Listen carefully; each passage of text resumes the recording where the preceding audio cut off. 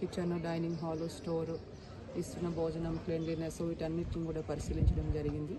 ఇవన్నీ కూడా ఇంకా కూడా ఫర్దర్గా ఇంప్రూవ్ చేయాలని కూడా ఇక్కడ ప్రిన్సిపల్కి చెప్పడం జరిగింది. సీసీ కెమెరాల గురించి క్లాస్లో విజిట్ చేసిన ఒక కాలేజ్లో సీసీ కెమెరాస్ మరి పనిచేయడం లేదని కూడా చూడడం జరిగింది. అవి ఇమీడియట్గా కూడా రిపేర్ చేయించి మానిటరింగ్ ఇంప్రూవ్ అవుతుంది కాబట్టి ఖచ్చితంగా సీసీటీవీ కెమెరాస్ అన్నీ కూడా వాడుకలోకి తీసుకురావాలని కూడా అక్కడ ప్రిన్సిపల్ చెప్పడం జరిగింది. ఆకస్మిక తనిఖీ చేయడం జరిగింది.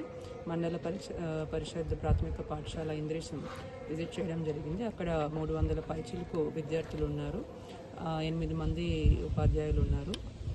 So student attendance, teacher attendance రెండు కూడా చెక్ చేసి మిడ్ డే మీల్ స్కీమ్ కింద వచ్చిన భోజనం కూడా పరిశీలించడం జరిగింది. అక్కడ అంగన్వాడీ సెంటర్లో ఉన్న విద్యార్థులతో కూడా అక్కడ ఉన్న కొంతమంది తల్లులు ఉన్నారు, వాళ్ళతో కూడా ఇంటరాక్ట్ అవ్వడం జరిగింది, ఏ విధంగా అంగన్వాడీ సేవలు అందుతున్నాయని.